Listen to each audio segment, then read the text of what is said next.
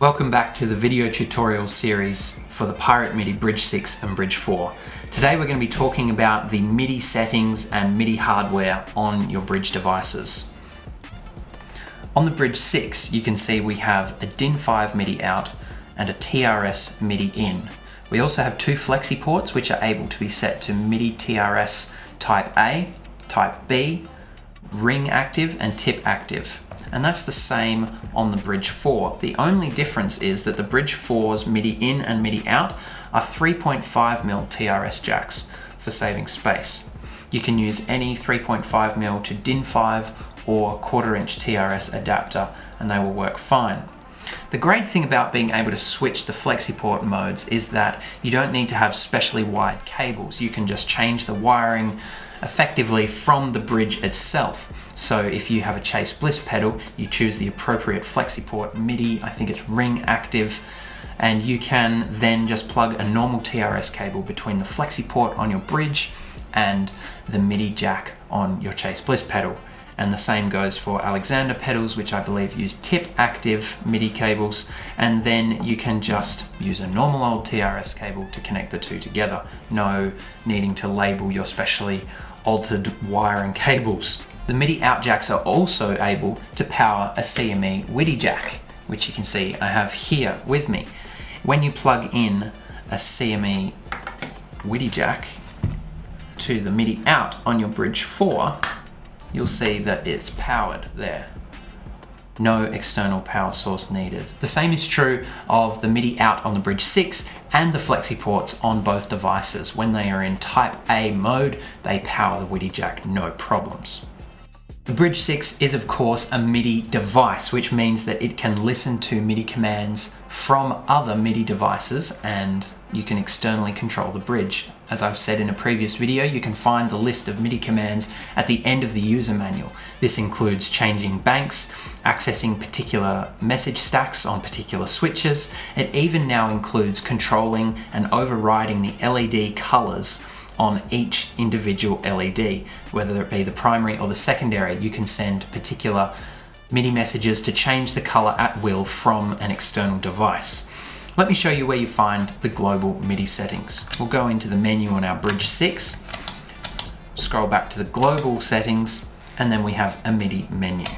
Each MIDI device that you have should be using a different MIDI channel. And so your BRIDGE6 is by default set to Omni, which means it will listen to all messages coming in on any MIDI channel and it will act on them if it's appropriate for that device. Say for instance, I send a CC0 message to the BRIDGE6 on any MIDI channel, it will toggle switch 1 because it's listening to all MIDI channels. However, if I change this to channel 1 and I send that message on channel 3, then the BRIDGE6 will ignore that MIDI message and won't toggle switch 1 because it's only listening to messages on MIDI channel 1. Let's save it to MIDI channel 1. The next setting we have is the MIDI Thru settings.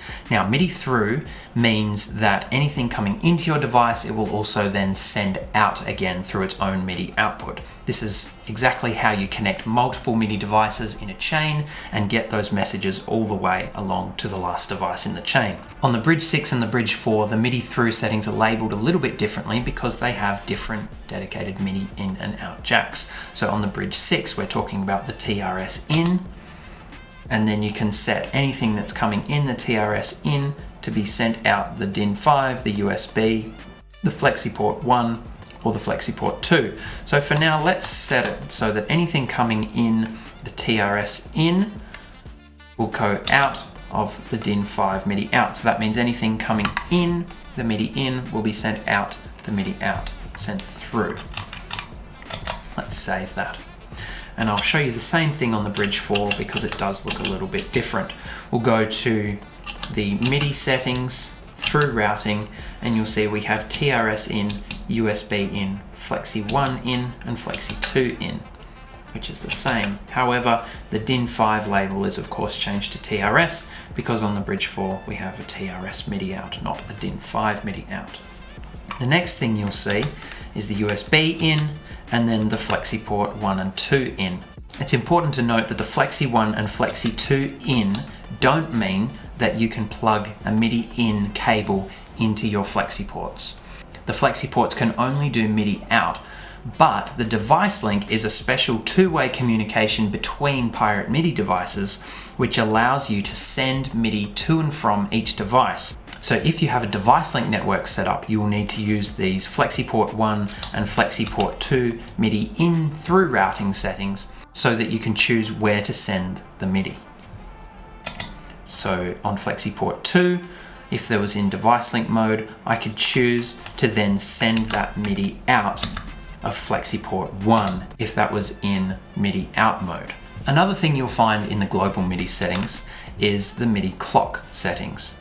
So the MIDI clocks are global across each bank, and their settings are found here. We have the clock outputs, which chooses where the MIDI clock will be sent out, very similar to the message outputs when you're adding a message. So we currently can't set the Flexiport 1 and 2 outputs because Flexiport 1 and 2 are not in MIDI out mode. The DIN 5 and USB are able to be switched on and off, so you can set your MIDI clock to only be sent out one particular MIDI output, which is really great if you are just controlling one particular pedal and you don't want, say, your laptop, which is connected by USB, to be receiving MIDI clock over the USB. Let's save that. You can, of course, set the clock outputs for both clock A and B, and then you have the banking PC outputs. So PC here stands for program change, like the MIDI message, and what this means is that by default, when you receive your BRIDGE6 on channel 1, it will send out a program change message every time you change banks. So if I change this one to channel 3, that means that every time I change banks on the BRIDGE6, a program change message will be sent out on MIDI channel 3 out of Flexiport 1. So when you change to bank 1, program change 1 will be sent. When you change to bank 2, program change 2, etc., all the way up to 99. This is really great for products like the HX Stomp or Strymon pedals, which have program change preset recall ability. It just means that you can immediately plug in your bridge controller, connect it to something else with a MIDI cable, and every time you change bank, those presets will be in sync. And of course, you can turn that off because sometimes that's not exactly how you want to set it up. Now I'll just walk you through a few extra things to know about using MIDI with your BRIDGE6 and your BRIDGE4. MIDI notes are all assigned a number. However, some manufacturers link this number with an actual note. You might have heard of C3 or C#3, B3, B2, B1. These all account for the octaves of that MIDI note. However, there's no actual specification for which number should be linked to which note on the MIDI specification. So some manufacturers will use middle C as C3, and some manufacturers will use middle C as C4. Now the confusion comes when a device has a user manual where the notes aren't assigned numbers but only given names like C3 or C4. So just to clear up any confusion, we use note number 60 as C3, which means that if you're having trouble with your device not receiving or not appearing to receive that MIDI message, you should maybe try C4 or C2, just in case your device is using an offset octave from that MIDI note number. As I've alluded to before, with each message you can turn an output on or off. And what this means is that even though MIDI is limited to 16 channels, you can have messages sent out of each of the 4 individual MIDI outs available to you on a BRIDGE6 or a BRIDGE4. And so you can have 16 messages being sent out Flexiport 1 to 16 different devices on their own channel. And that will in no way interact with a separate 16 devices that you may have on Flexiport 2 all linked up together. So theoretically, you could have 48 MIDI devices connected up. That would be quite a lot. And from what I've heard, not many people ever get past 16 MIDI devices and needing that many channels, but if the need arises, you can easily do that using the Flexiports, the MIDI out, and the USB MIDI out. In terms of MIDI settings, that's all there is to show you today. Thanks very much for watching. I'll see you next time.